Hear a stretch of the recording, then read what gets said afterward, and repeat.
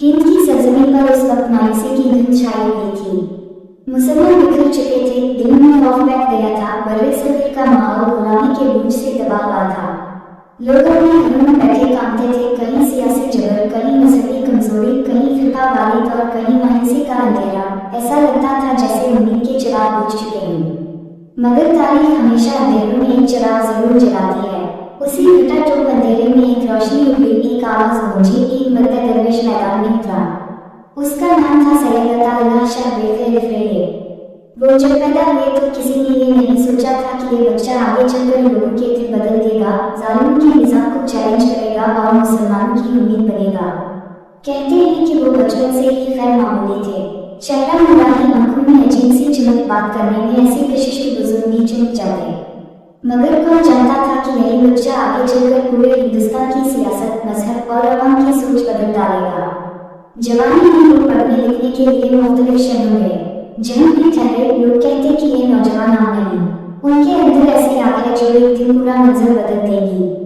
मदरसे में बैठकर वो सिर्फ किताबें नहीं पढ़ते थे, बल्कि लफ्जों के अंदर छिपे दर्द को महसूस करते। हदीस पढ़ते तो उनकी नमूद जाती, कुरान सुनते तो दिल लरस जाता, और यही कैफियत आगे जाकर उनकी तकरीर में झलकती। वो मिंबर पर खड़े होते तो लगता जैसे कोई आम इंसान नहीं, जैसे किसी सीने में उम्मत का दर्द रखा हो, जैसे अल्फाज नहीं बिजली की लहर निकल रही हो। वक्त के साथ उनकी शोहरत दूर दूर तक फैलने लगी। लोग मीलों का सफर तय करके उनकी तकरीर सुनने आते। कहते हैं कि जब वो बोलते तो पूरा फिजा बदल जाती। एक तरफ नरम लहजा, दूसरी तरफ आपकी ललकार, एक हाथ में मोहब्बत, दूसरे हाथ में खैरत। वो बस मुकर्रर नहीं थे, वो एक तहरीक का नाम थे। मुसलमानों के अंदर जो मायूसी, गुलामी की जंजीरें, बेबसी और खौफ बैठ गया था, शाह जीने की तकरीरों ने उसे पिघला दिया। एक दिन एक बुजुर्ग ने कहा था, अताउल्लाह शाह बेफेल अफरीदी की तकरीर सुनना ऐसा है जैसे मुर्दा दिल में जान पर जाना। उनकी तकरीर का रंग निराला था, कहीं नरमी और मंसूर, कहीं जलाल और राग, कभी इश्क़ रसूल सल्लल्लाहु अलैहि वसल्लम की बात, कभी जुल्म के खिलाफ ललकार, कभी कुरान की आयत का नूर, कभी तारीफ के वाक़े की गूंज। लोग कहते थे कि शाह जीने की ज़बान अल्लाह ने उनके लिए पैदा की है। उनका एक जुमला लोगों की जिंदगी बदल देता था। जब वो मंबर पर कदम रखते तो सन्नाटा छा जाता, और जब वो बोलना शुरू करते तो लोगों की सांसें रुक जाती। उनका हर लफ्ज़ सीधा दिल पर उतरता था। उस ज़माने में अंग्रेज हुकूमत ने अवाम को दबाया हुआ था, मुसलमानों की खैरत को कुचलने की कोशिश की जा रही थी। मगर शाह बेफेल अफरीदी ऐसे नहीं थे जिन्हें खौफ ने रोक लिया हो। वो जानते थे कि खामोश रहना गुनाह है। इन्होंने जुल्म के खिलाफ आवाज उठाई, जज्बों में खड़े होकर कहते, अगर हम की आवाज दब जाए तो ये उम्मत मुर्दा हो जाएगी, और मैं मुर्दा उम्मत का हिस्सा नहीं बनूंगा। उनकी ये ललकार सिर्फ बातें नहीं थी, वो इस पर अमल भी करते। कई बार कैद हुए, कई बार पाबंदी लगी, कई बार निगरानी में रखा गया, मगर शाह जीने झुके नहीं। वो कहते थे, वो ताकत जिसने मुझे पैदा किया है, इसके होते हुए मैं इंसान से क्यों डरूं। एक बार अंग्रेज सरकार ने ये धमकी दी कि अगर जबान ना रोकी तो नताइज अच्छे नहीं होंगे।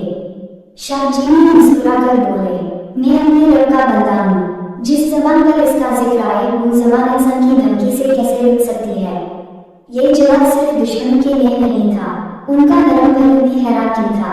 एक गरीब आदमी उनके पास आया, रोता हुआ कहने लगा कि बच्चों के पास खाने को कुछ नहीं। शाह जी ने अपना बिस्तर उठाया, अमामा उतारा, चादर बेची और सारा पैसा इस गरीब को दे दिया। फिर फरमाया, मेरे लिए बिस्तर भी खैरियत है अगर उम्मत भूखी ना रहे। ये थे वो शाह जी ने, जबान बिजली की, दिल का और खैरत पहाड़ की। वक्त गुजरता गया, उनका हका वसीम होता गया। तहरीक खत्म नबूवत में इन्होंने वो किरदार अदा किया जो तारीख में सुनहरे लफ्ज़ों में लिखा गया। उनकी तकरीर ने आशिकाना रसूल सल्लल्लाहु अलैहि वसल्लम के दिल में तूफान बर्पा किया। कहते हैं कि जब वो खत्म नबूवत के बारे में बोलते तो सामने की आंखों में आग आ जाती, होठों पर कलिमा और दिलों में मोहम्मद सल्लल्लाहु अलैहि वसल्लम की मोहब्बत। शाह बेफेल अफरीदी ने मुसलमानों को बताया कि ईमान सिर्फ मस्जिद में नहीं, मैदान में भी दिखाना होता है। जुल्म के सामने खड़े होना भी इबादत है। वो कहते थे, जो शख्स खत्म नबूवत के लिए नहीं खड़ा हो सकता, इसे ईमान का जायका नहीं मिला। उनकी बातों में वो ताकत थी जो सोए हुए लोगों को जगा देती थी। वक्त के साथ साथ उनकी तहरीक बढ़ती गई, लोग उनके पीछे खड़े होते गए, हत्ता कि उनकी आवाज पूरे बर्रे सगीर में गूंजने लगी। एक वाक़या बड़ा मशहूर है। ایک نوجوان ان کے پاس آیا اور بولا، شاہ جی آپ بولتے ہی تو ہمیں قوت آ جاتی ہے، ہمیں یہ قوت کہاں سے ملتی ہے؟ شاہ جی نے یہ جواب دیا، بیٹا میں بولتا نہیں، میرا رب بولتا ہے، میں صرف اس کا پیغام پہنچاتا ہوں، اسی لیے دل پر اثر ہوتا ہے۔ اس ایک جملے نے نوجوان کی زندگی بدل دی۔ وقت کے ساتھ ان کی عمر ڈھلنے لگی، داڑھی مزید سفید ہو گئی، جسم کمزور ہوتا گیا، مگر جب تقریر کرتے تو آج بھی وہی بجلی، وہی آگ، وہی شرا۔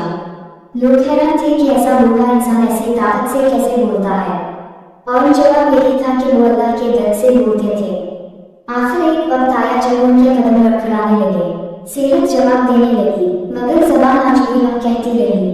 آخری علم میں انہوں نے امت کی فکر کی، لوگوں کو جگانے کی کوشش کی اور کہا، میں نے ساری زندگی ہم کے لیے آواز اٹھائی ہے، اب یہ مشن تمہارے ہاتھ ہے، اسے بجھنے نہ دینا۔ پھر وہ لمحہ بھی آیا جب یہ گرجدار آواز خاموش ہو گئی، پورا درد سے سوگوار ہو گیا۔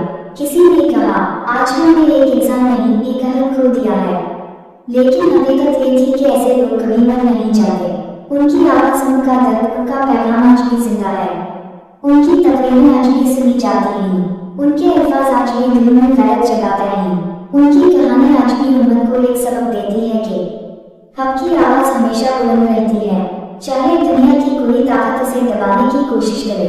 شاہ الفریدی کی زندگی ایک چراغ تھی جو بجھ تو گیا، مگر اس کی روشنی آج بھی دل میں جل رہی ہے۔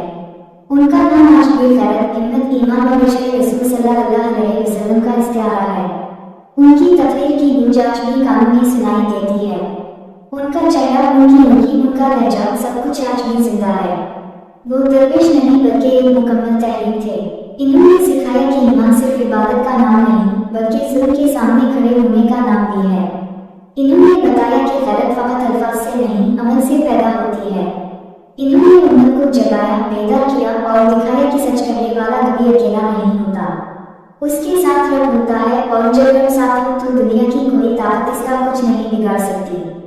آج کی نوجوان نسل جب تاریخ کھولتی ہے تو اسے عطا اللہ شاہ الفریدی کا نام ضرور ملتا ہے، اور جب اس نام کے بارے میں پڑھتی ہے تو اس کا دل خود بخود کرتا ہے، کاش ہم بھی ایسے مرد پیدا کریں، کاش ہمارے دل میں بھی ایسے درویش ہیں، کاش ہماری زبان پر بھی وہی حق کی جرأت آئے جو شاہ الفریدی کے پاس تھی۔